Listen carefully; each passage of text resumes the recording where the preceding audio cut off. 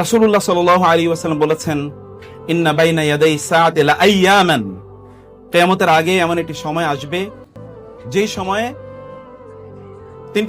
তিনটি ঘটনা ঘটবে। আরো অনেক ঘটনার কথা বলা হয়েছে, এই হাদিসে বলা হয়েছে তাকসুরু ফিহি আল ফিতানু ওয়া ইয়াকসুরুল হারাজু ওয়া ইউরফাউল ইলমু আও ইয়াকসুরুল জাহালু। তিনি বলেছেন তখন ফিতনা চারিদিকে ছড়িয়ে পড়বে, তখন হত্যা মারামারি চারিদিকে ছড়িয়ে পড়বে এবং জ্ঞান তুলে নেওয়া হবে, অর্থাৎ আলেমদেরকে তুলে নেওয়া হবে। আলেম তখন থাকবে না। আইবুল্লাহ মোহাম্মদ ইকবাল ভাই বলছিলেন আলেমদের প্রতি আমাদের শ্রদ্ধা কেমন থাকা দরকার, সেই বিষয়ে আমি বলছি। এবং এই জন্য বিখ্যাত একজন Muslim scholar as well as a visionary leader, তিনি বলেছিলেন তোমরা তোমাদের সিংহদেরকে হত্যা করো না, তাইলে অন্য জাতির ছাগলগুলো তোমাদেরকে খেয়ে ফেলবে। তোমাদের সিংহদেরকে হত্যা করো না। আর মুসলিম উম্মার সিংহ হচ্ছে ওলামায়ে কেরাম, কারণ তারা ফ্রম দ্য ভেরি ফ্রন্ট তারা মানুষকে পথ দেখিয়ে নিয়ে যায়। বাংলাদেশের প্রেক্ষাপটেও যদি আপনি দেখেন যে কোথাও ন্যাশনাল কোন ক্রাইসিস তৈরি হয়েছে, তাহলে আপনি দেখবেন যে first voices raised by the people আর দ্য উলামায়ে কেরাম। অবভিয়াসলি ইনএভিটেবলি যখনই কোনো ঘটনা ঘটে, তাহলে প্রথম যারা তাদের ভয়েসটাকে রেজ করেন, মানুষকে সচেতন করতে চান, তারা হচ্ছে উলামায়ে কেরাম। ফলে কোন জাতি, এই জন্য আমাদের সালাফরা তারা বলেছেন যে উলামায়ে কেরামরা তারা যদি ঘুমিয়ে থাকে তাহলে জাতি মৃত হয়ে যায়, উলামায়ে কেরামরা যদি জাগ্রত থাকে তাহলে জাতি জাগ্রত থাকে। আলেমদেরকে শ্রদ্ধা করতে হয়, কারণ আলেমরা হচ্ছে জাতির বিবেক। মানুষ আলেমদের বিবেকে সমাজকে দেখে, আলেমদের চিন্তায় সমাজের রিফ্লেকশন ঘটে এবং সমাজের পরিবর্তন কিন্তু আলেমদের মাধ্যমে ঘটে। রাসূলুল্লাহ সাল্লাল্লাহু আলাইহি ওয়াসাল্লাম তিনি 23 বছরের যে জীবন যাপন করেছেন, এই যে আপনারা আজকে এই মঞ্চে যে আপনারা বসে আছেন না, সেই 23 বছরের ফসল আপনারা ভোগ করছেন। 23 বছর তিনি যে কাজ করেছেন, এর মধ্যে 13 বছর হি ওয়াজ সো মাচ নিগৃহীত ইন মক্কা। মক্কায় তো তিনি আসলে কোন অবস্থায় তিনি কাজ করতে পারেন না, মার্জিনালাইজড, টর্চার্ড, এরকম একটা অবস্থায় শ্বাসরুদ্ধকর পরিস্থিতিতে তাকে মদিনায় চলে যেতে হয়েছে। মদিনায় গিয়েও 6 বছর তিনি কাজই করতে পারেননি বলে, because wars and battles, injustices were imposed upon him. তিনি তো ফ্রিলি দিনে দাওয়াত দিতে পারেননি। তারপরে ট্রিটি অফ হুদাইবিয়া সন্ধি হয়, এরপর থেকে তিনি ফ্রিলি মুভ করতে পেরেছিলেন। মাত্র 4 বছরের ফসল আপনারা এখানে বসে ভোগ করছেন। উলামায়ে কেরামের কাজ হচ্ছে, তাদের মর্যাদা হচ্ছে তারা রাসূলুল্লাহ সাল্লাল্লাহু আলাইহি ওয়াসাল্লামের উত্তরসূরি, ওয়ারাসাতুল আম্বিয়া। আর কেউ এই ওয়ারাসাত আর কেউ লালন করে না, কেবল আলেমরা লালন করেন। এই জন্য আলেমদেরকে শ্রদ্ধা করা এটা ঈমানের অংশ। রাসূলুল্লাহ সাল্লাল্লাহু আলাইহি ওয়াসাল্লাম বলেছেন, ইন্না মিন ইজলালিল্লাহি সুবহানাহু ওয়া তাআলা ইকরামু যিশাইবাতিল মুসলিম ওয়া হামিলিল কুরআন গায়রিল গালি ফিহি ওয়াল জাফি আন। উলামায়ে কেরামদেরকে শ্রদ্ধা করা মানে হচ্ছে আল্লাহ তাআলাকে শ্রদ্ধা করা, প্যারালাল। আল্লাহকে শ্রদ্ধা করা এর যতটুকু মর্যাদা, ঠিক ততটুকু মর্যাদা হচ্ছে আলেমদেরকে শ্রদ্ধা করা। আইবুল্লাহ ভাই উনি যে কথা বলেছেন তার উপর ভিত্তি করে আমি এতটুকু বলছি। 2 নম্বর বিষয়ে আপনাকে একটা গল্প বলছি, তোমরা গল্প শুনবে? আচ্ছা, আমার দিকে তাকাও তো সবাই, লুক এট মি। বাঁকা হয়ে তাকানো চলবে না, এইদিকে ফিরতে হবে। ওকে, মাশাআল্লাহ। জাবের ইবনে আব্দুল্লাহ রাদিয়াল্লাহু তাআলা আনহু, বয়স মাত্র 15। এখানে অনেক বাচ্চাদের বয়স আছে 15।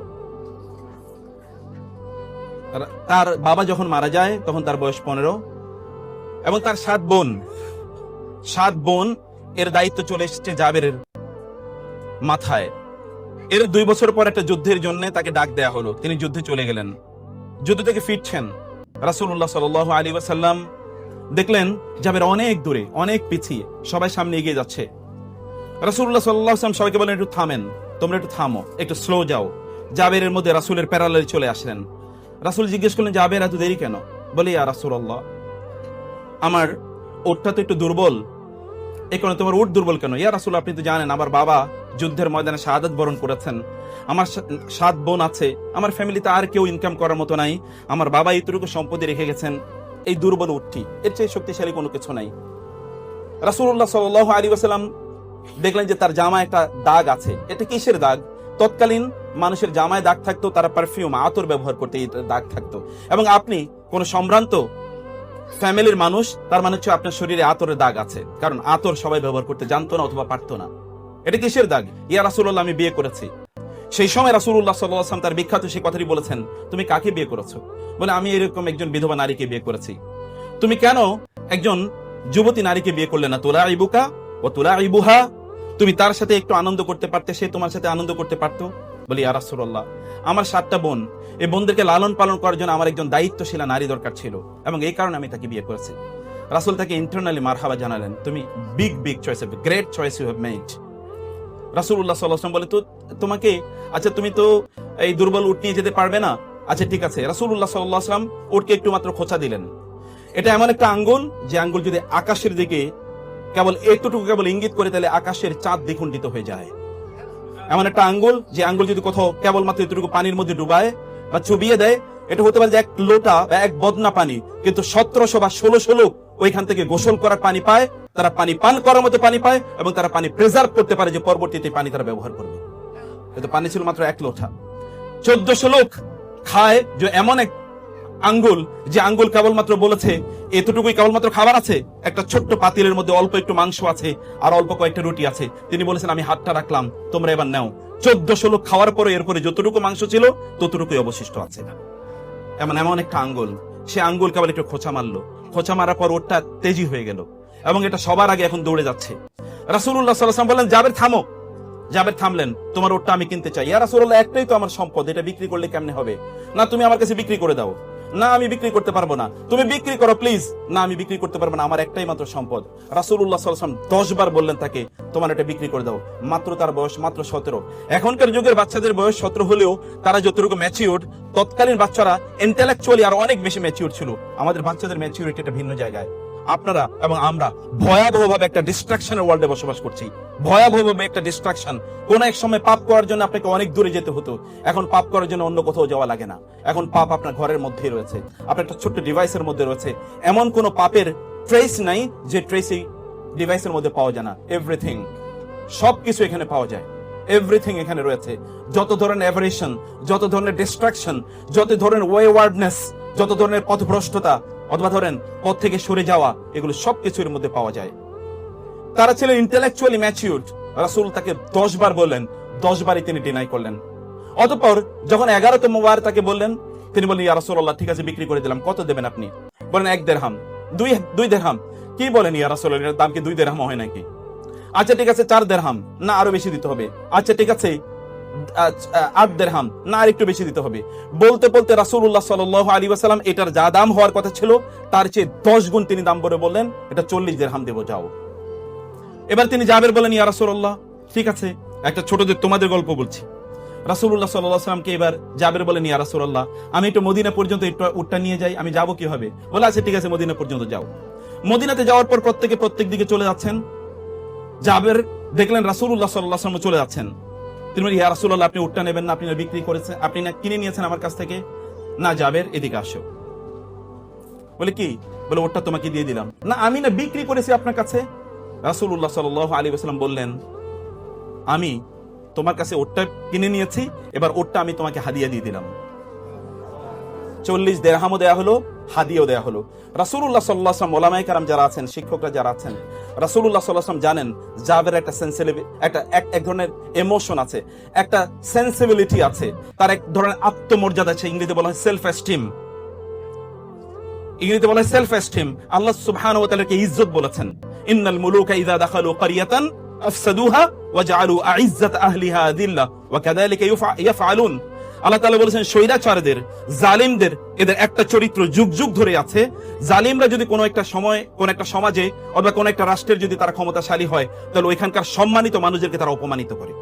কারণ জানে সম্মানিত মানুষের একটা আত্মসম্মান বোধ আছে, এরা কোথাও মাথা নত করে না, এরা মাথা উঁচু করে দাঁড়ায়। যদি তারা দেখে যে তাদের সম্মানে কেউ আঘাত করেছে, তাহলে তারা বাঘের মতো গর্জে ওঠে। এই জন্য তারা সম্মানিত মানুষদেরকে অপমানিত করে, তাদেরকে তারা লিকুইডেট করে দেয়, অর্থাৎ তাদেরকে সমাজ থেকে নিশ্চিহ্ন করে দেয়। এটা যুগ যুগ ধরে এটা ছিল। আল্লাহ সুবহানাহু ওয়া তাআলা কোরআনে সূরা সাবাতে, মোস্ট প্রবাবলি, আমি হাফেজ না, আমি জানি না, most probably it is in সূরাতু সাবা। এটা কি সূরা সাবায় আছে নাকি? হ্যাঁ, কোন সূরায়? আচ্ছা তোমরা বলতে হবে পরে।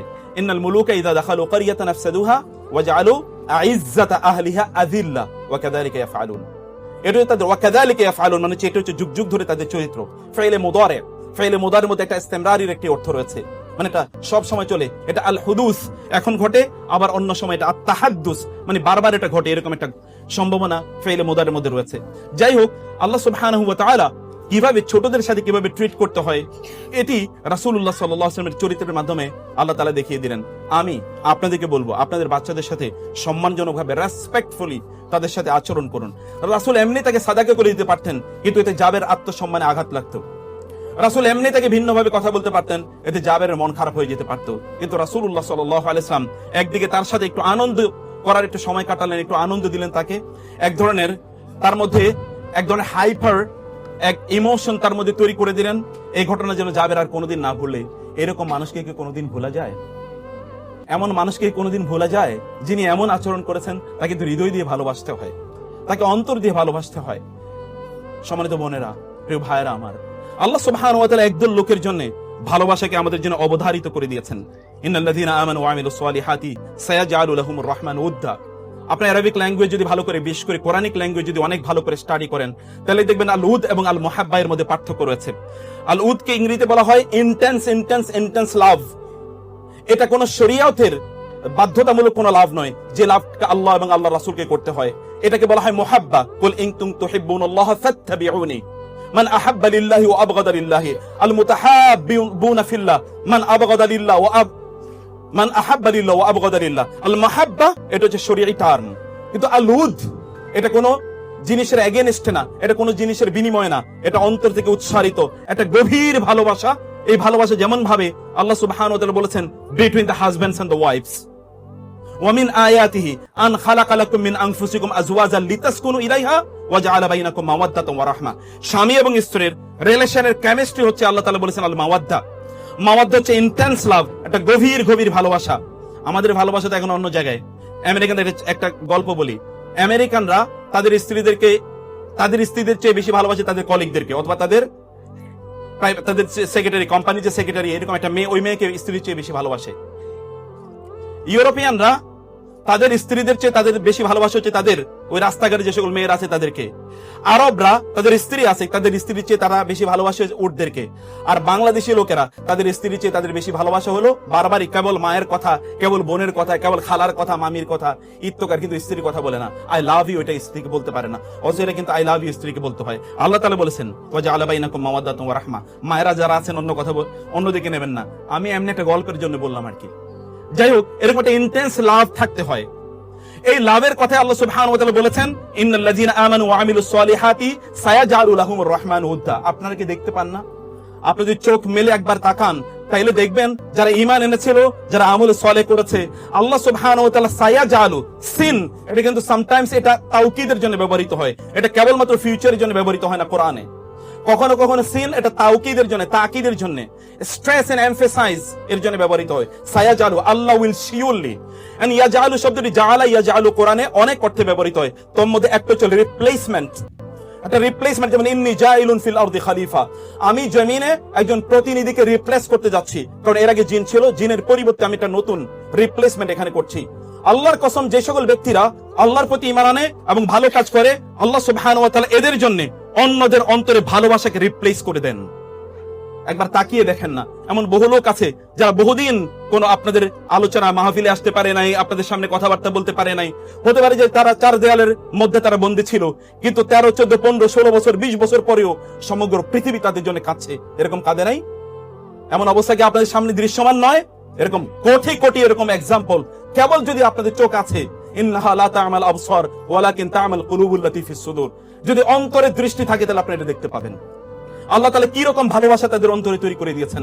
আমি জানি এরকম লক্ষ লক্ষ মানুষের কথা, যে সকল লক্ষ লক্ষ মানুষরা এরকম ব্যক্তিদের জন্য সেজদায় গিয়ে কাঁদে, অথবা তারা এমন জায়গায় গিয়ে কাঁদে যেখানে দোয়া কবুল হবেই, দোয়া কবুলের গ্যারান্টি দেওয়া হয়েছে, এমন জায়গায় গিয়ে কাঁদে।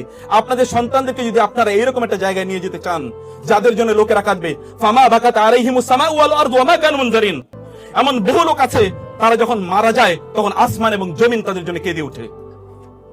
এমন বহু লোক আছে, সাদ ইবনে মুআয রাদিয়াল্লাহু তাআলা আনহু যখন মারা গিয়েছেন, ইহতাযাল্লাহু আরশুর রহমান, আল্লাহ সুবহানাহু ওয়া তাআলা আরশ পর্যন্ত কেঁপে উঠেছিল সাদ ইবনে মুআয রাদিয়াল্লাহু তাআলা আনহুর জন্য।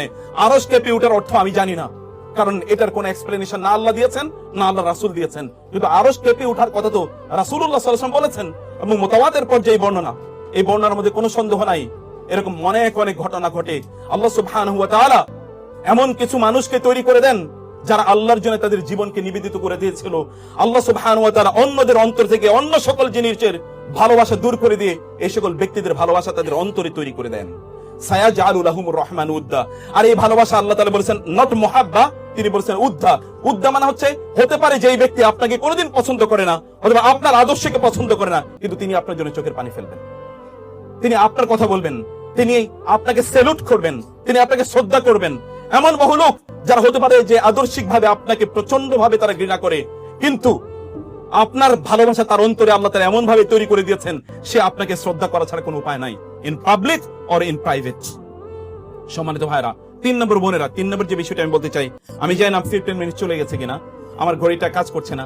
3 নম্বর যে বিষয়টা আমি বলতে চাই, তাহলে আল্লাহ সুবহানাহু ওয়া তাআলা বলেছেন ইন্নাল্লাযীনা আমানু ওয়া আমিলুস, আল্লাহ সুবহানাহু ওয়া তাআলা বলেছেন ইন্নাল্লাযীনা ক্বালু রাব্বুনাল্লাহ সুম্মা ইসতাকামু তাতানাজ্জালু আলাইহিমুল মালায়েকাতু আল্লা তাখাফু ওয়া লা তাহজানু ওয়া আবশিরু বিল জান্নাতি আল্লাতী কুনতুম তুআদুন।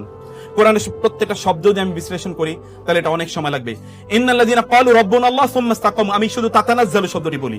তাতানাজ্জালু এটা বাবুত তাফাউল, এটা বাবুত তাফাউল, বাব তাফঈল, বাব ইফআল, অথবা যদি আমরা বলি বাব নাসারা অথবা দরাবা, যেটাকে আমরা মডার্ন ইংলিশ, মডার্ন আরবিক এটা যে বলি ফ্যামিলি নাম্বার 1, এটা হচ্ছে ফ্যামিলি নাম্বার 6। ফ্যামিলি নাম্বার 6 এ কোরআনে যত শব্দ এসেছে সবগুলো শব্দের মধ্যে কাসরাত রয়েছে। কাসরাত মানে অনেক বেশি। যেমন তানাজ্জালুল মালাইকাতু ওয়ার রূহু, তাতানাজ্জালু আলাইহিমুল মালাইকাতু, এখানে আলিফ লাম এটা কখনো কখনো লিল ইস্তিগরাক অথবা লিল কাসরা, একটা কমিউনিটিকে বোঝানোর জন্য ব্যবহৃত হয়। যেই সকল ব্যক্তিরা তারা ঈমান এনেছে, ঈমানের উপর তারা শুধিয়ে ছিল, আল্লাহ সুবহানাহু ওয়া তাআলা বলেন এদের মৃত্যুর সময় বিশাল সংখ্যক ফেরেশতা তাদের উপর এসে নাজিল হয়, তাতানাজ্জালু আলাইহিমুল মালাইকা, এবং ফেরেশতারা এসে তাদেরকে বলে আল্লাহ তাখাফু ওয়া লা তাহজানু ওয়া আবশিরু বিল জান্নাহ। আল্লাহ তাখাফু, তাখাফু এবং তাহজানু, তোমাদের কোনো ভয় পাওয়ার কোনো কারণ নাই, অতীতের যা তোমরা করেছো এই জন্য কোনো ভয় পাওয়ার কোনো কারণ নাই। এমন অনেক মানুষ আছে যে সকল মানুষ অতীতে এমন কাজ করেছিল, মৃত্যুর ফেরেশতা যখন তার কাছে আসে তখন সে বলতে থাকে খবরদার আমার একটু একটা দিন সময় দাও, আরো একটা দিন বাঁচতে চাই, আরো একটা দিন থাকতে চাই। এটা বলে আল খাউফ। এবং দুই হচ্ছে আল হাজান অথবা আল হুজন। হুজন মানে হচ্ছে ভবিষ্যৎ সম্পর্কে আপনার টেনশন, আমি যা আকাম করছি অতীতে এটার জন্য জানি কি যেন হয়, ভবিষ্যতে যেন আল্লাহর সামনে গিয়ে কিভাবে দাঁড়াতে হয়। এইরকম একটা পরিস্থিতিতে ফেরেশতারা এসে তাদের কাছে বলে, আপনি হয়তো মা তার পাশে আপনি দাঁড়িয়ে কাঁদছেন, আপনি বাবা কাছে কাঁদছেন, আপনার সন্তানরা আপনার মৃত্যুর সময় কাঁদছে এবং আত্মীয়স্বজন কাঁদছে, কিন্তু আপনি হাসছেন। কেন হাসছেন জানেন? কেন? আপনি কিন্তু অথবা মৃত্যুর দুয়ারে আপনি দাঁড়িয়ে আছেন, আপনি হাসছেন আর অন্যান্যরা কাঁদছে। কেন আপনি হাসেন জানেন? কারণ ফেরেশতারা এসে আপনাকে বলেছে লা তাখাফু ওয়া লা তাহজানু। 3 নম্বরে আপনার সামনে জান্নাত উপস্থাপন করা হয়েছে, ওয়া আবশিরু বিল জান্নাহ, এবং তাকে জান্নাতের সুসংবাদ দাও। নাহনু আউলিয়াউকুম ফিল হায়াতিদ দুনিয়া ওয়া ফিল আখিরাহ, তোমাদের বন্ধু ছিলাম আমরা দুনিয়াতে এবং আখিরাতেও তোমাদের বন্ধু আমরা। রাসূলুল্লাহ সাল্লাল্লাহু আলাইহি ওয়াসাল্লাম বললেন তুআদু আল রূহু ফি জাসাদিহি, ব্যক্তি যখন মারা যায় তখন তার রূহটা তার শরীরে ফিরিয়ে দেওয়া হয়, এবং তাকে তখন ফেরেশতারা এসে তাকে প্রশ্ন করে, 4টি প্রশ্ন করে, এবং চতুর্থ প্রশ্নটি 3টি প্রশ্ন আমরা সবাই মুখস্থ জানি। চতুর্থ এবং সহিহ হাদিস, এটা হাসান আল আরনাউত তিনি, সোহাইব আল আরনাউত তিনি বলেছেন হাদিসটি সহিহ। ইমাম আহমদ ইবনে হাম্বল তার মুসনাদে হাদিসটি বর্ণনা করেছেন।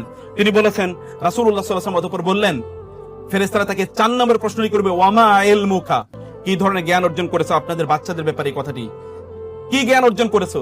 তখন সে বলবে ক্বারাতুল কুরআনা ফাআমানতু বিহি ওয়া সাদ্দাকতু, আমি কোরআন তেলাওয়াত করেছিলাম, কোরআন পাঠ করেছিলাম, কোরআনের উপর ঈমান এনেছি এবং কোরআন যা বলেছে আমি তাকে সত্যায়ন করেছি, আমি তা নিজের জীবনে বাস্তবায়ন করেছি, সেটা প্রচার এবং প্রসার করেছি এবং তার উপর আমি বিশ্বাস স্থাপন করেছি, আমি এর কোনো অন্যথা করি নাই। তখন আসমান থেকে ফায়ুনাদি মুনাদিন ফিস সামা, তখন আসমান থেকে চিৎকার করে জানিয়ে দেওয়া হবে আন সাদাকা আবদি, আমার বান্দা সত্য বলেছে। এই কথা মহান আল্লাহ সুবহানাহু ওয়া তাআলা বলেন, আমার বান্দা যা বলেছে সত্য বলেছে। আফরিশুহু মিনাল জান্নাহ ওয়া আলবিসুহু মিনাল জান্নাহ, তাকে জান্নাতের একটা বিছানা তার জন্য তৈরি করে দাও এবং তাকে জান্নাতের পোশাক তাকে পরিধান করিয়ে দেয়া হোক এবং তার জন্য জান্নাতের একটা দরজা তার জন্য উন্মুক্ত করে দেওয়া হয়। এই দরজা দিয়ে সে তখন জান্নাত দেখতে পায়। জান্নাতের রাওহিহি, কোরআনে হাদিসে এসে তারপরে তার কাছে আসে মির রাওহিহা ওয়া তুইবিহা, জান্নাতের সুগন্ধি এবং জান্নাতের যে সুরম্য অট্টালিকাগুলো এগুলো সে দেখতে পায়। এখানকার নেয়ামত তার কাছে আসতে থাকে। এরকম একটা অবস্থা এই সকল ব্যক্তির জন্য তৈরি হয়। সম্মানিত ভাইয়েরা এবং বোনেরা, আপনারা যদি আপনাদের সন্তানদেরকে চান এরকম মানুষে তারা পরিণত হোক, পৃথিবী ব্যাপী আল্লাহ সুবহানাহু ওয়া তাআলা তাদের অন্যদের অন্তরে এদের ভালোবাসা তৈরি করে দেখ, এরা সফল হোক এবং এরা যখন আল্লাহ সুবহানাহু ওয়া তাআলার সামনে যখন যাবে তখন এরা এলিট হিসাবে, অ্যারিস্টোক্রেটিক হিসাবে, নোবেল হিসাবে সম্ভ্রান্ত মানুষের মতো তারা আল্লাহর সামনে দাঁড়াবে, অথবা আপনারা আল্লাহর সামনে দাঁড়াবেন, এরকম অবস্থায় তাহলে অবশ্যই আপনাদের নিজেদেরকে সিদ্ধান্ত নিতে হবে 15 সেকেন্ডের ওই সময়ে আপনার সন্তানকে নিয়ে আপনি যা চিন্তা করেছিলেন না, সেটিকে নিয়ে আপনি ভাবুন, সেটিকে আপনি করতে থাকুন, সেই পথে আপনি অব্যাহতভাবে চলুন। আশা করছি তানজিমুল উম্মাহ সেই পথে আপনাদেরকে পরিচালিত করছে, এবং আল্লাহ সুবহানাহু ওয়া তাআলা এখানকার ম্যানেজমেন্টকে সেই তৌফিক দান করুন, আল্লাহুম্মা আমিন। এবং আমাদের এই দেশকে আল্লাহ সুবহানাহু ওয়া তাআলা তার দ্বীনের জন্য, তার শরিয়ার জন্য এবং তার রাসূলের সুন্নাহর জন্য কবুল করে নিন। এখানকার উলামায়ে কেরামদের আল্লাহ তাআলা মর্যাদা অনেক অনেক বাড়িয়ে দিন, এবং আল্লাহ সুবহানাহু ওয়া তাআলা তাদেরকে ডিভাইন হেফাজতের মাধ্যমে তাদেরকে হেফাজত প্রদান করুন। যারা দ্বীনের দাওয়াতি কাজ করছেন তাদের কথাকে আল্লাহ তাআলা এবং তাদের আওয়াজকে আল্লাহ সুবহানাহু ওয়া তাআলা বলিষ্ঠ করে দিন, তাদের সাহসিকতাকে আল্লাহ তাআলা বাড়িয়ে দিন, তাদের মর্যাদাকে আল্লাহ তাআলা শক্তিশালী করে দিন, এবং তাদের মাধ্যমে যেন এই সমাজ পরিচালিত হয় এমন একটা সিচুয়েশন এবং অবস্থা আল্লাহ তাআলা তৈরি করে দিন। Thank you very much, জাযাকুমুল্লাহ Khayer.